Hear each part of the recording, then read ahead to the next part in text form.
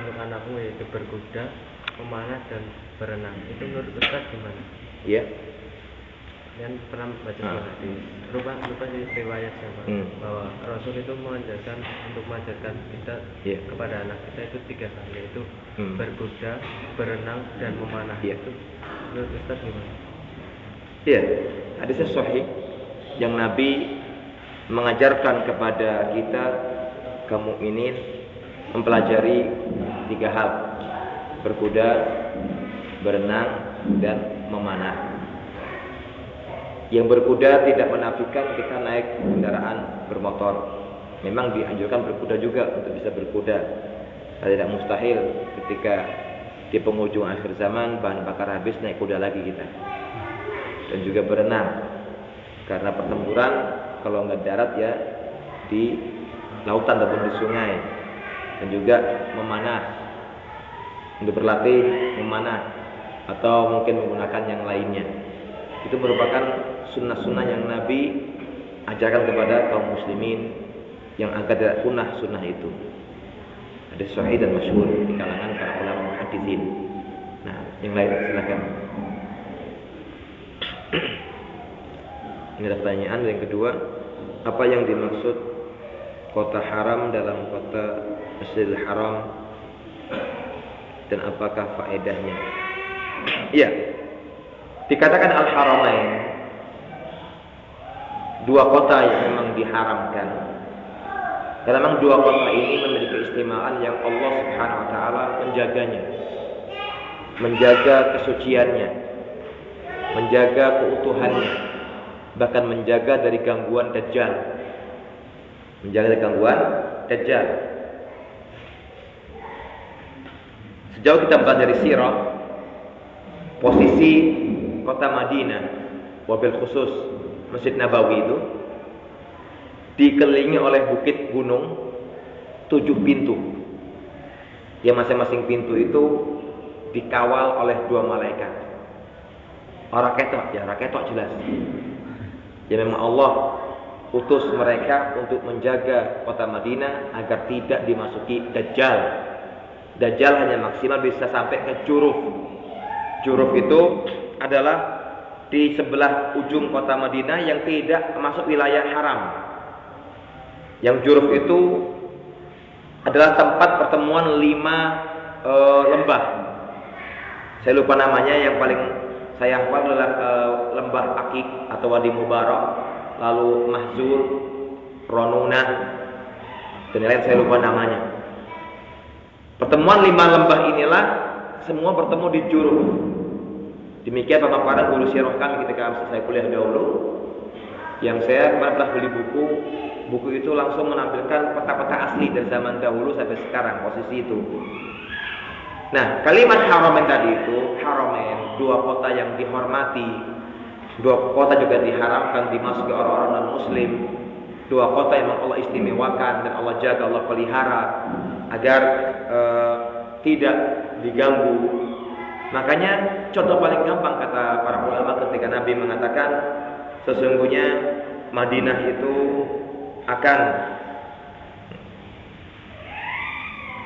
mengeluarkan kotorannya seperti api mengeluarkan kotoran besi. Para dosen menyimpulkan contoh paling konkret ya akhir dia bilang, antum lihat kalau musim panas di Madinah, di Saudi pada umumnya itu kan minimal 40 derajat. Ya, 45, 50 sampai 60. Itu orang yang enggak siap. Nabi sudah mengatakan barang siapa yang bisa bersabar dengan gangguan dan cobaan di kota Madinah saking panasnya, maka dia akan mendapat syafaatku. Padahal di Madinah sudah ada AC, ada Masjid Nabawi. Sebagian orang-orang yang kata para ulama memiliki hati yang berpenyakit memilih untuk melancong ke Eropa. Ini terjadi memang. Terjadi. Contoh itulah kenapa Nabi mengatakan kota Madinah akan membersihkan dari kotoran-kotorannya orang yang enggak betah akan keluar ke Eropa pada akhirnya. Padahal keistimewaan lebih istimewa Madinah dan kota Makkah. Itulah makna kenapa para ulama mengatakan bahwasanya dinamakan Al-Haramain, dua kota yang diagungkan dan diharamkan untuk dimasuki oleh orang kafir, yang Allah menjaga keamanannya dan menjaga ketentramannya. Terlebih dua kota ini tidak akan bisa dimasuki oleh Dajjal. Bahkan Madinah, Dajjal maksimal bisa lewat di Juruf yang itu di luar batas haram Madinah. Tadi ada ingat gak Bukit Tur di mana tempatnya? Di Palestina, dekat Gunung Sinai. Saya juga ngerepek. Ya, jelas. Jadi kan dikatakan Atit Tur, mereka sama menghampiri Bukit Tur, itu ada di Palestina. Karena memang kisah-kisah di Al-Quran itu tidak jauh dari Syam, juga daerah Palestina itu Syam, ataupun daerah Irak dan daerah Jazirah Arab.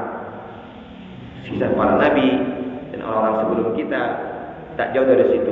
Maka Bukit Tur ada di daerah Palestina dekat Gurun Sinai. Yang lain silakan. Ya, silakan. Di kampung itu pernah ada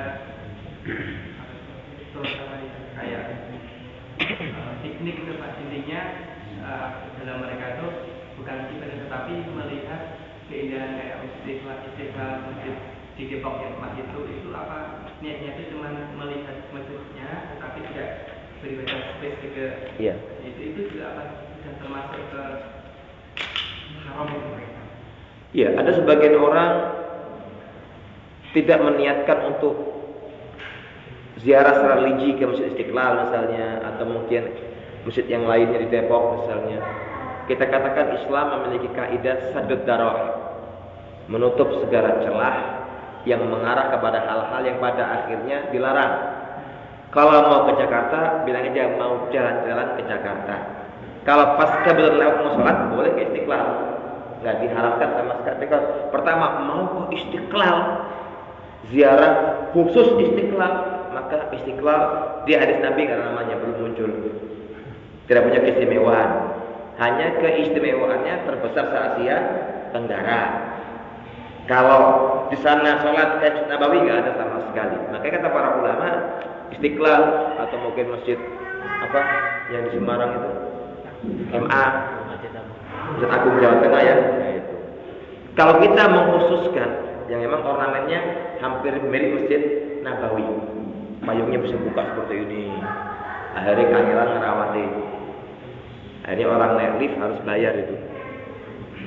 Nah, kita katakan Islam memiliki kaidah saddud dzaraih, menutup segala celah yang pada akhirnya bisa mengarah kepada perbuatan yang menyimpang dari syariat.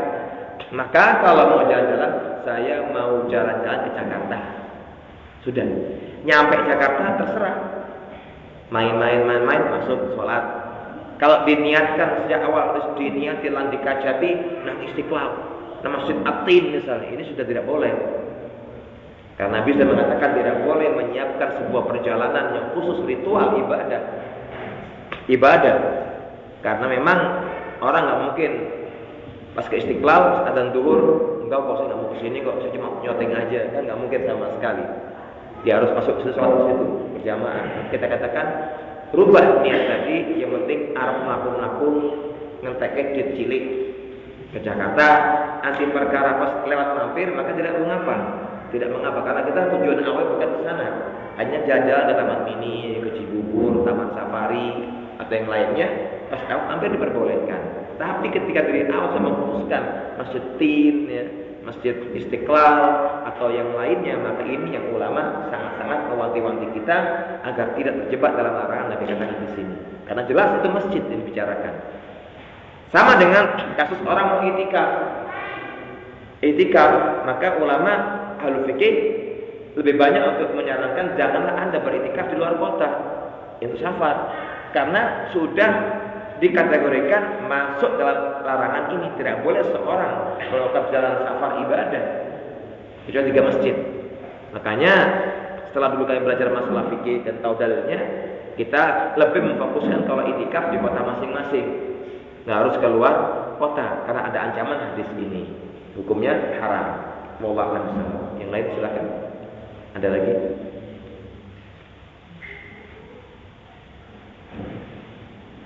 Tidak ada? Cukup insyaallah. Baiklah, kita tutup dengan majelis. Subhanakallahumma bihamdika asyhadu an la ilaha illa anta astaghfiruka wa atubu ilaik. Assalamualaikum warahmatullahi wabarakatuh.